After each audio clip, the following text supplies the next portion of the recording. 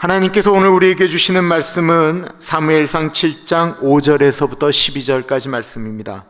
하나님의 말씀을 받들어 봉독할 때에 살아계신 하나님의 음성을 들으시기 바랍니다. 사무엘이 이르되 온 이스라엘은 미스바로 모이라. 내가 너희를 위하여 여호와께 기도하리라 하매 그들이 미스바에 모여 물을 길어 여호와 앞에 붓고 그날 종일 금식하고 거기에서 이르되 우리가 여호와께 범죄하였나이다 하니라. 사무엘이 미스바에서 이스라엘 자손을 다스리니라. 이스라엘 자손이 미스바에 모였다 함을 블레셋 사람들이 듣고 그들의 방백들이 이스라엘을 치러 올라온지라. 이스라엘 자손들이 듣고 블레셋 사람들을 두려워하여 이스라엘 자손이 사무엘에게 이르되 당신은 우리를 위하여 우리 하나님 여호와께 쉬지 말고 부르짖어 우리를 블레셋 사람들의 손에서 구원하시게 하소서 하니 사무엘이 젖먹는 어린 양 하나를 가져다가 온전한 번제를 여호와께 드리고 이스라엘을 위하여 여호와께 부르짖음에 여호와께서 응답하셨더라. 사무엘이 번제를 드릴 때에 블레셋 사람이 이스라엘과 싸우려고 가까이 오매 그날에 여호와께서 블레셋 사람에게 큰 우레를 발하여 그들을 어지럽게 하시니 그들이 이스라엘 앞에 패한지라. 이스라엘 사람들이 미스바에서 나가서 블레셋 사람들을 추격하여 벳갈 아래에 이르기까지 쳤더라. 사무엘이 돌을 취하여 미스바와 센 사이에 세워 이르되 여호와께서 여기까지 우리를 도우셨다 하고 그 이름을 에베네셀이라 하니라. 아멘.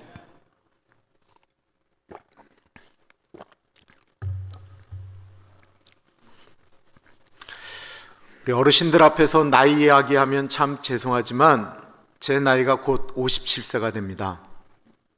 와우, 너무 놀라셨죠? 47세라고 해도 믿기지 않을 텐데 57세? 뻥치고 있네 뭐 이런 얘기할 만한 그런 제 인생에 있어서 육체적으로, 정신적으로, 영적으로 가장 힘들었던 때가 언제냐 생각을 해보면 제가 허리가 아파서 막 걷는 것들이 힘들 때도, 발이 아파서 걷는 것이 어려울 때도 아닌, 아이러니하게도 하나님에 대한 사랑이 너무 충만해서 신학교를 들어갔던 30살부터 졸업할 때까지, 33살에 졸업을 했는데 그때까지가 제 인생에 있어서 육체적으로도 그렇고 정신적으로도 영적으로도 가장 힘이 들었습니다. 참 이상하지 않나요? 하나님을 잘 섬기겠노라고 하나님 너무 사랑해서 신학대학원을 갔는데 육체적으로나 정신적으로 행복해야 될 때 너무 힘들었다라는 것입니다. 그 당시 평균 하루에 3시간 혹은 4시간, 어쩔 때는 한 2시간씩 잤던 것 같고 날마다 읽어야 될 책과 써야 될 레포트 때문에 정신을 차릴 수가 없었습니다. 제가 신학교를 다닐 때는 3년 동안 제가 이수해야 될 학점이 무려 108학점이었습니다. 매일 하루에 5시간 이상의 수업을 들어야 겨우 졸업할 수가 있었습니다. 거기다가 저희 때는 무조건 교육 전도사로 나아가야만 했습니다. 근데 하나님 섬기겠다라고 신학교를 들어간 사람들이 교육 전도사를 하니 열정이 얼마나 대단했겠습니까? 설교 한 편을 준비해도 목숨 걸고 준비를 하고 그냥 교육 전사가 애들을 살피고 하는 일들이 그냥 날마다 일상처럼 다가왔었습니다. 학교가 끝나면 저는 그때 선교단체에서 풀타임으로 일을 했습니다. 학교가 끝나면 제 직장이 있는 신촌 이화여대까지, 학교가 끝나면 그 먼 데서 끝에서부터 끝까지 달려가야만 했습니다. 저녁마다 대학생 모임 집회를 인도했고 매일 제가 학생들에게 설교를 해야 했습니다. 그리고 집으로 돌아오면 2 아이의 아빠였고 남편인지라 경제적인 문제도 책임을 져야만 했습니다. 학생으로, 전도사로, 선교단체 간사로, 그리고 남편으로, 아빠로 살아가는 하루하루가 얼마나 힘이 들었는지 모릅니다.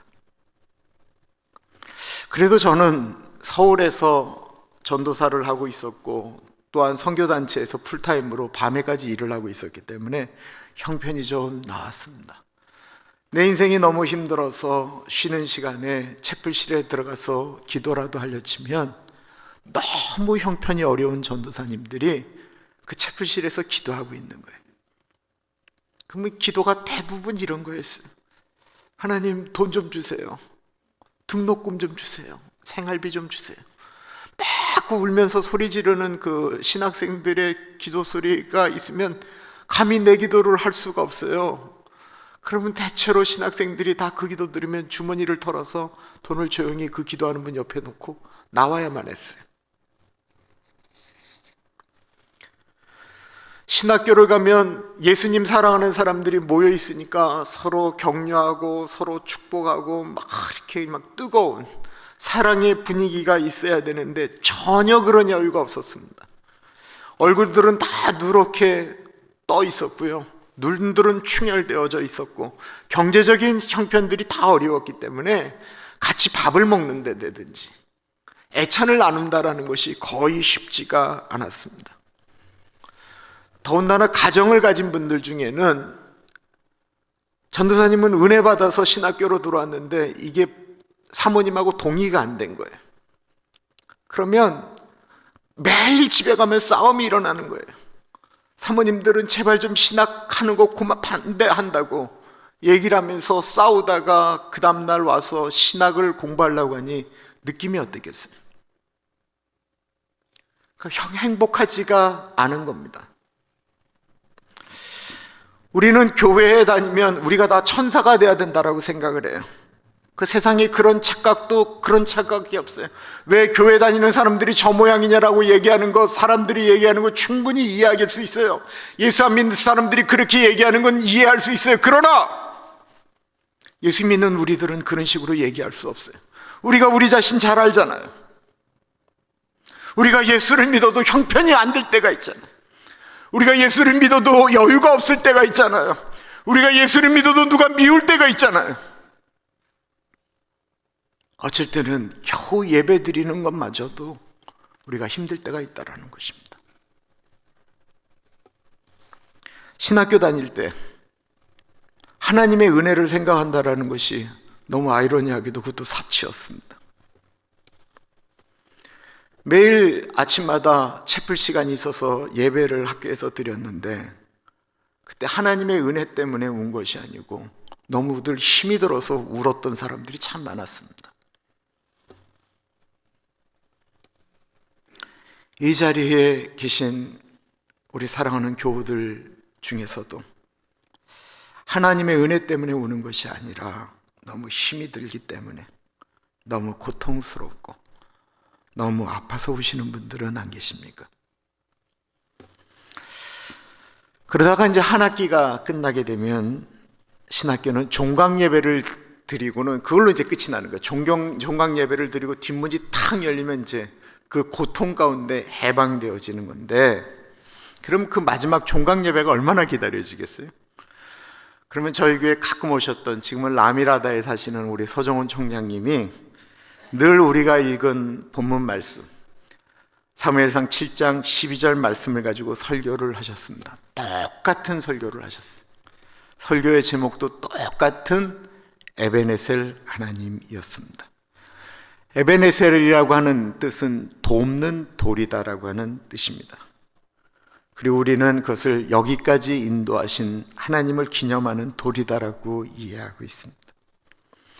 그 설교 듣고 한 학기가 끝나고 나면 잘들 지내라 그때서야 웃으면서 서로 헤어지고, 방학이 끝나면 다시 모여서는 또다시 얼굴이 누렇게 뜨기 시작하고, 누군가 건들기만 해봐라 가만두지 않겠다, 서로 그냥 아주 그냥 눈이 그냥 충혈된 모습으로 또 지나다가 또 마지막 종강 예배 때 에베네셀 하나님 들으면 그때서야 웃으면서 잘들 지내라 그러고 갑니다. 저는 3년 동안 에베네셀의 하나님이라는 설교를 6번을 들었습니다. 그리고 저는 신학교 다니는 때 이런 결심을 하게 됩니다. 내가 만약에 담임 목회를 하게 되면 한 해를 맞이하는 마지막 주 설교만큼은 에베네셀 하나님으로 하겠다라고 결심을 하였습니다. 미국에서 목회를 한 21년 동안 딱 한 번, 크리스마스가 25일이 마지막 주였던 그때 크리스마스 설교를 하고요, 20번 동안은 제가 에베네셀 하나님에 대해서 설교를 했습니다. 오늘이 21번째 에베네셀 하나님 설교입니다. 이 에베네셀이라고 하는 이름이 나오게 된 배경을 좀 말씀드릴게요. 사사시대예요. 사사시대. 이스라엘이 하나님이 아닌 우상들을 섬기기 시작했어요. 하나님을 안 섬긴 건 아니에요. 많은 그리스도인들이 하나님을 섬기면서도 하나님 아닌 것을 붙들고 살아갔던 것처럼 이스라엘 사람들이 그런 우상들을 섬기며 살아갔습니다. 그때 이스라엘을 가장 괴롭혔던 민족이 하나 있었는데 그 민족이 바로 블레셋이었어요. 이스라엘은 나중에 힘을 잃었기 때문에 블레셋과 전쟁할 능력도, 그들과 같이 싸울 수 있는 어떠한 힘도 가지고 있지를 못했습니다. 그런데 그래도 이스라엘이 한켠에 이렇게 믿었던 구석이 하나 있었어요. 그것은 뭐냐면, 요단강을 건널 때, 그리고 여리고를 돌 때 우리 믿음의 선조들이 전쟁 때 가지고 나갔던 하나님의 언약궤를 가지고 나아가면 승리하지 않을까? 라고 생각을 하고는 블레셋과 전쟁을 한번 벌이게 됩니다. 본인들은 하나님의 뜻대로 살지 않으면서, 하나님의 말씀대로 살지 않으면서도 그냥 하나님의 법궤만 있으면 무조건 이길 것이다 라고 생각한 거예요. 그럴 때 하나님의 법궤는, 성경책은 부족과 아무 차이가 없어요. 그리고 그 전쟁에 나갔다가 이스라엘은 철저하게 패하게 됩니다. 하나님의 법궤를 빼앗기게 되죠. 하나님의 법궤를 빼앗은 블레셋에서는 어떤 일이 일어났을까요? 축복이 임했을까요? 아니요. 하나님을 믿지 않는 민족이 갖고 온 법궤는 그 법궤가 머무는 도시마다 재앙이 임하게 되었어요. 수많은 사람들이 죽게 됐어요. 그래서 블레셋 사람들이 고민합니다. 이 재앙이 우연일까? 아니면 이 법궤 때문일까? 라고 해서 시험하게 되는 것이 벳세메스의 암소 이야기입니다. 이 벳세메스의 소를 가지고 이 언약궤를 끌고 가게 하는데, 이 새끼 낳은 지 얼마 안 된 소거든요. 이 암소가 법궤를 끄는 거예요. 뒤에선 송아지들이 울부짖게 만들었는데, 이 법궤를 든 소가 그 송아지들의 울음소리를 들으면서도 돌아가지 않고 이스라엘 땅을 향하여 갑니다. 성경은 그것이 울면서 갔다라고 표현하고 있어요. 그때 블레셋 사람들이 알죠. 아, 저 언약궤 때문에 우리가 재앙이 임했던 거구나. 그리고 그 법궤는 기럇 여아림이라는 곳에 도착하게 됩니다. 블레셋은 하나님의 언약궤 때문에 우리가 재앙이 임했다라고 생각을 하는데, 이스라엘은 여전히 정신을 못 차렸어요. 그래서 하나님의 법궤가 기럇 여아림에 머문 지 20년이 됩니다. 20년 동안 하나님의 법궤가 왔지만 하나님을 믿지 않는 사람들에게 법궤는 아무런 의미가 없었어요. 여전히 이스라엘 사람들은 블레셋 사람들한테 고통당하고 있었습니다. 그때 이스라엘의 지도자였던 사람이 그 유명한 사무엘이었습니다. 사무엘이 온 이스라엘 사람들에게 광고를 보냅니다. 전문을 보내요. 그리고 이야기하는 것입니다. 우리가 이렇게까지 당하며 사는데, 우리가 이렇게까지 힘들게 하고 사는데 언제까지 우리가 우상을 붙들고 살겠습니까? 우상들을 제하여 버리고 우리 이제 다시 하나님께로 돌아갑시다. 우상을 제버리기를 결심한 사람들은 미스바에 모이십시오 라고 하면서 사람들에게 소리를 지르자 온 이스라엘 사람들이 미스바로 모이게 됩니다. 더 이상 자신들이 섬겼던 우상들이 자신들을 보호해 주지 못한다라는 사실을 20년 동안 철저히 경험한 다음에 이스라엘 사람들은 자신들의 집에 있었던 우상을 제해버리고 미스바로 모이기 시작했습니다. 그리고 이스라엘은 하나님께 부르짖기 시작합니다. 이스라엘이 이르되 온 이스라엘은 미스바로 모이라. 내가 너희를 위하여 여호와께 기도하리라 하매 그들이 미스바에 모여 물을 길어 여호와 앞에 붓고 그날 종일 금식하고 거기에서 이르되 우리가 여호와께 범죄하였나이다 하니라. 사무엘이 미스바에서 이스라엘 자손을 다스리니라. 이스라엘은 붙들고 있었던, 돈이 될 줄 알았던 풍요의 신 바알을 붙들었었고, 아이를 많이 낳기 위하여 아스타로시라고 하는 여신을 붙들었었습니다. 열심히 노력하고 애쓰면, 농사를 지으면 풍년이 올 줄 알았습니다. 그런데 그때마다 블레셋 사람들이 와서 농사만 졌다면 빼앗아갔습니다. 하나님을 버리고 붙들었던 것들이 그들을 더 힘들게 만들었던 것입니다. 이스라엘 사람들이 드디어 하나님 앞에 울기 시작합니다. 자신들의 삶이 하도 힘들어서 울었습니다. 고달파서 울었고요. 하나님을 잃어버리고 살았던 날들을 슬퍼하며 울었습니다. 사실 오늘날 우리 미국이, 오늘날 대한민국이, 우리 교회가 그래야 될 때일지 모르겠습니다. 부르짖을 때 이스라엘 사람들이 모여있다는 말을 들은 블레셋 사람들이 여러 가지 생각을 합니다.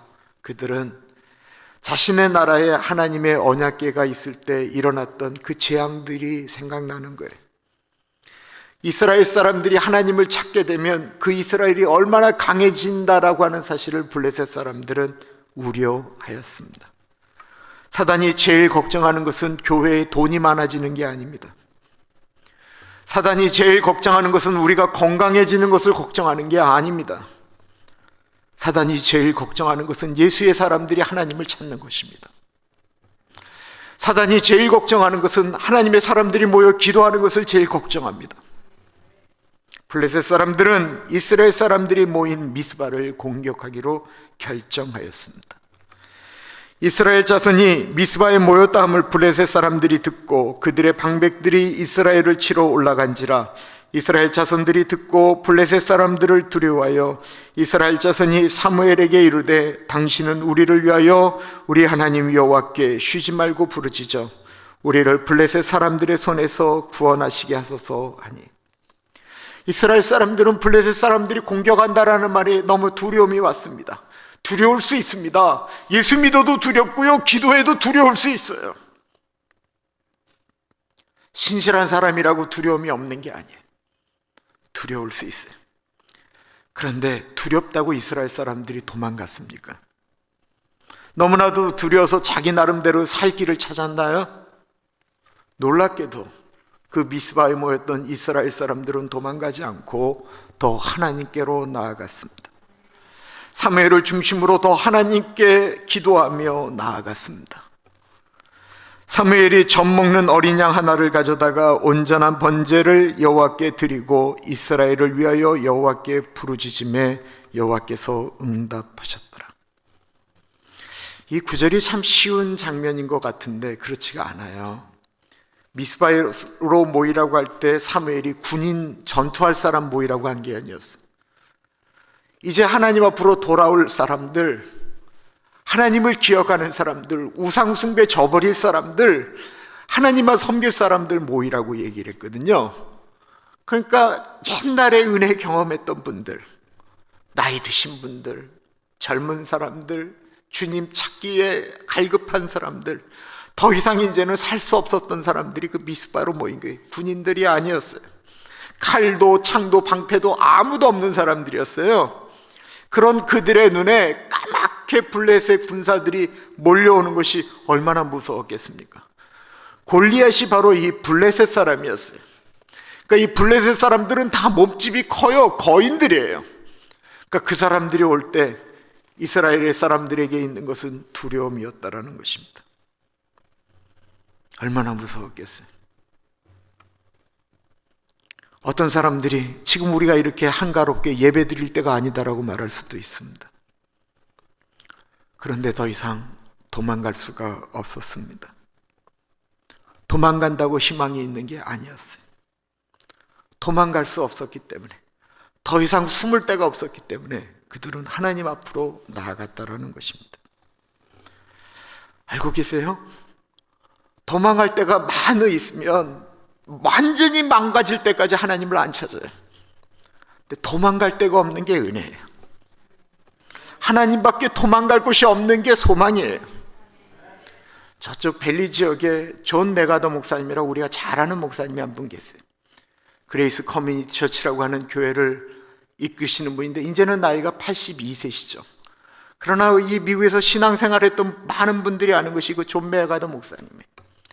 이 존 메가더 목사님이 교회를 개척한 다음에 이 젊으실 때니까 젊은이들 중에 본인이 진짜 온 힘을 다해서 같이 교회를 세워나갈 꿈꾸는 젊은이 5명을 훈련시켰어요. 다른 사람들이 모여도 이 5명과 더불어서 나는 하나님의 나라를 꿈꾸겠다라고 얘기하며 존 메가더 목사님이 자신의 신학적인 생각, 자신의 경험, 이 모든 것들을 제자 훈련하였던 5명, 많은 사람들 중에 출중한 5명을 뽑아서 목회를 했습니다. 그러면서 교회가 부흥했던 8년째 되던 어느 날 이 5명 중에 한 리더가 목사님을 찾아왔습니다. 목사님, 목사님으로는 더 이상 이 교회가 부흥할 수 없으니까 목사님 교회를 사임해 주십시오. 다른 사람이 얘기했다라고 해도 충격을 받았을 텐데 기뻐요. 그런데 하나님의 은혜를 경험하고 나니까 갈 데가 없는 거예요. 너무 고통스러운 거예요. 이스라엘이 갈 곳이 없어 하나님을 바라볼 때 하나님이 블레셋을 치셨습니다. 아주 간단한 방법을 쓰셨어요. 10절입니다. 사무엘이 번제를 드릴 때 블레셋 사람이 이스라엘과 싸우려고 가까이 오매 그날에 여호와께서 블레셋 사람에게 큰 우레를 발하여 그들을 어저롭게 하시니 그들이 이스라엘 앞에 패한지라. 큰 우레라고 하는 이 우레는 천둥의 순수한 우리말입니다. 그 갑자기 마른 하늘에 벼락치듯이 천둥이 막 큰 소리를 내면서 울렸다라는 것입니다. 지금까지 듣지 못했던 너무나도 큰 소리였어요. 사실 이 천둥은 블레셋 사람들이 섬겼던 신이 바알신이거든요. 바알이 들고 있는 게 번개예요. 즉 바알은 천둥과 번개를 몰고 오는 신이에요. 그러니까 블레셋 사람들이 공격하고 들어올 때 만약에 천둥이 치고 우레가 친다고 한다면 우리 신이 우리를 돕는다라고 생각을 해야 하는데 그게 아니라는 거예요. 너무나도 어마어마한 우레 소리가 터지자 이 블레셋 사람들은 과거에 하나님의 언약궤가 있을 때 일어났던 그것이 다 두려움으로 오는 겁니다. 아, 이스라엘의 하나님이 우리를 치시는구나. 그 번개 소리에 그냥 두려워해서, 그 천둥 소리에 불안해서 이 사람들이 모든 대오를 다 잃었고 뿔뿔이 도망가기 시작했다라는 것입니다. 그리고 그들을 이스라엘 사람들이 쫓아서 큰 승리를 얻게 됩니다. 이제 전쟁이 끝이 났습니다. 이 시대가 사사의 시대라고 얘기를 했는데 사사기를 보시면 하나님이 도우셔서 승리를 하게 되면 늘 그 승리한 사람이 사사로서 이스라엘을 오랫동안 다스렸다, 뭐 이 얘기가 끝이에요. 수고한 사람들에게 잘했다라고 상장 주고 이 사람에게 수고했다라고 땅 띄워주고 이렇게 하면 그 전쟁의 모든 것들이 끝이 날 일입니다. 그런데 사무엘 선지자는 일반적으로 지금까지 있었던 사사와 다르게 다른 한 가지 일을 하게 된다라는 것입니다. 12절이에요. 사무엘이 돌을 취하여 미스바와 센 사이에 세워 이르되 여호와께서 여기까지 우리를 도우셨다 하고 그 이름을 에베네셀이라 하니라. 우리는 이 본문을 읽을 때 그냥 사무엘이 그냥 돌을 세워서 이 전쟁에서 승리한 것을 기념했구나 라고 생각할 수가 있어요. 사무엘이 있던 시대, 사사시대라고 하는 것은 아직 왕이 있기 전이라고 하는 뜻이죠. 사무엘 전에도 유명한 사사들은 이 전쟁보다 훨씬 더 큰 승리를 많이 했었어요. 기드온의 300용사가 미디안 군사 14만 4천 명을 이긴 엄청난 사건도 있었고, 드보라도 있었고, 삼손도 있었고, 입다도 있었고, 수많은 전쟁 영웅들이 있었는데 그들은 사사시대에 단 한 번도 전쟁한 다음에 돌을 세웠다는 이야기가 없습니다.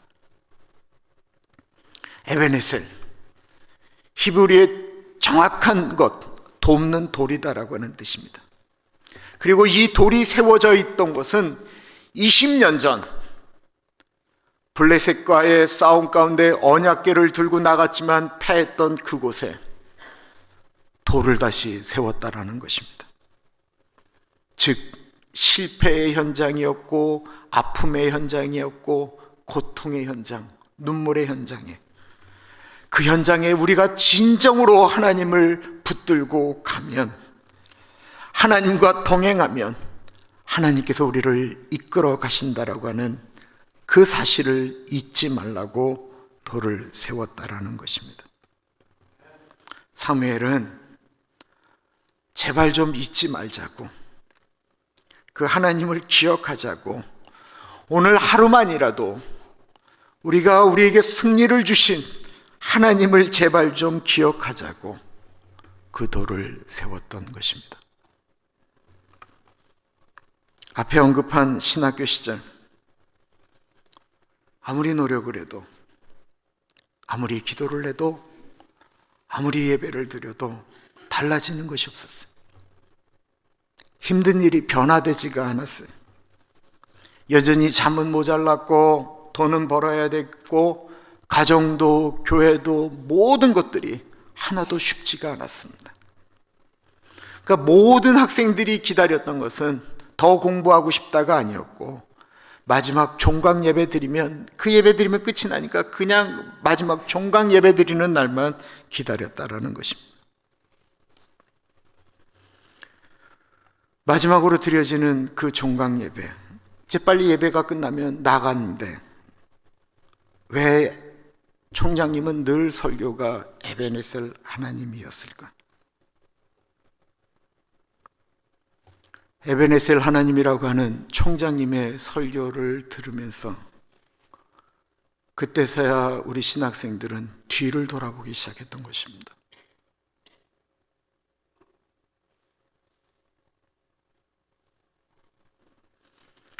그냥 수고했다, 하나님이 같이 하신다, 하나님이 여러분들의 삶을 축복하실 것이다 라고 하는 위로의 종강 예배였다고 한다면 생각나지 않을 텐데,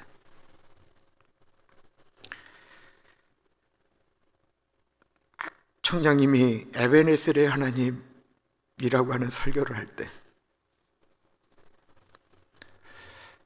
많은 사람들이 이렇게 마음 가운데 어떻게 안 울어요?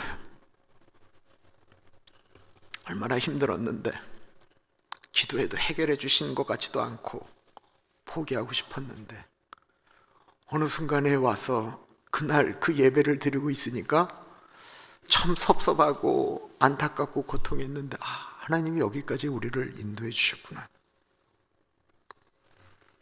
뭐 풍성해져서 운 것도 아니었고, 그냥 내가 힘들고 어려운 그 일들 하루하루에 하나님이 나와 함께 여기까지 와주셨구나 라고 하는 것이 생각나기 때문에 그날 그 예배를 드리면서 에베네셀의 하나님을 생각한 것입니다. 그래서 제가 신대원을 다닐 때, 내가 담임 목회를 하게 되면 교인들이 마지막 예배 드리는 그날만큼은, 뭐 늘 생각할 수도 있겠지만 그날만큼은 우리를 2021년도에도 인도하신 하나님, 그 에베네셀의 하나님을 생각할 수만 있으면 얼마나 좋을까 생각하고, 여기까지 인도하신 하나님에 대해서 마지막 날만큼은 교인들과 함께 기억했으면 좋겠다. 그리고 저도 설교를 준비하면서 그 한 해를 마감하는, 나와 함께 하셨던 그 에베네셀 하나님을 기억하겠다 결심을 한 것입니다. 집사람과 저도 이제 에베네셀의 하나님에 대한 고백들을 하죠. 저에게 많은 일들이 있었습니다. 코로나 걸렸다가 회복되어지기도 하고, 저희 교회가 3주 동안 예배를 온라인으로 드렸던 적도 다 기억나실 것입니다. 근데 제가 올해 저의 삶 가운데 에베네셀 하나님의 돌을 세운 날이 있다고 한다면 그는 1월 마지막 주 31일 날 드렸던 예배예요. 그날은 교회가 셧다운 됐기 때문에 아무도 예배당에 오질 않았어요.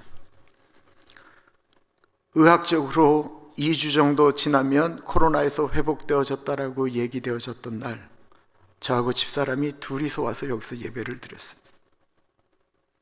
근데 제가 폐렴이 왔기 때문에 이렇게 찬양을 2마디 이상도 찬양하기가 어려웠습니다.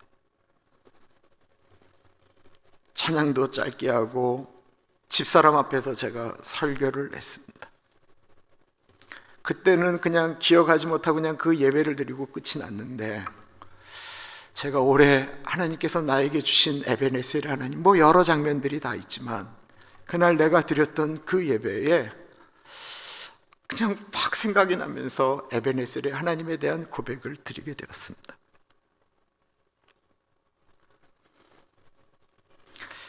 우리는 나이가 들면서 그냥 한 해가 또 지나가는구나 라고 생각하며 새해를 맞이할 수도 있습니다. 그런데 오늘은 정말 그러지 말길 바라요. 올 한 해 있었던 일들을 한번 이렇게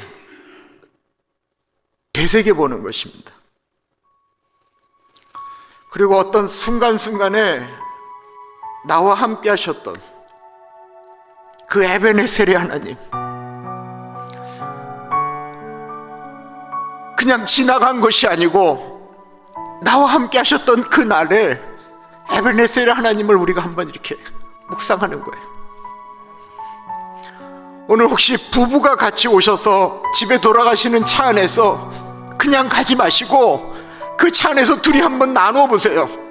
당신에게 있어서 올해의 에베네셀의 하나님은 무엇이었냐고. 나에게 올해에 내가 느껴지는 에베네셀의 하나님이 있다고 한다면 이런 것이다라고 고백하시기 바래요. 혼자 사시면 그것도 괜찮아요. 그러면 한번 집에서 한번 글에다 대고 써보세요. 올해 나에게 함께 하셨던 에베네셀의 하나님은 무엇이었는지. 그리고 그 에베네셀의 하나님이 장래도 나와 함께 하심을 믿고 감사하면서 기대하면서 2022년도를 맞이하는 우리 모두가 되기를 간절히 소원합니다. 기도하겠습니다.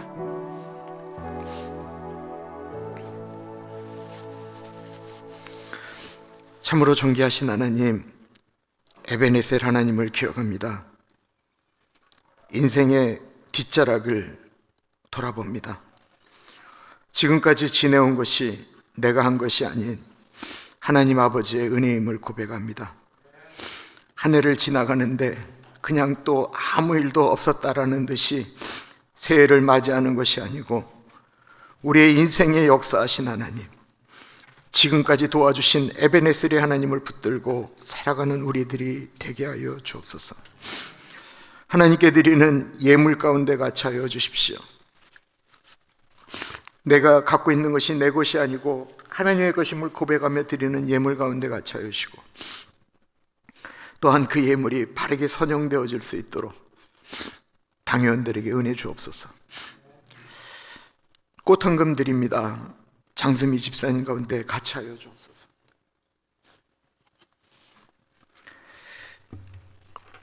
우리 자슈와 건강하게 하시고 우리 결혼하는 조셉과 줄리안 가운데 갇혀여 주셔서 엄마에게 은혜와 위로가 되게 하여 주옵소서.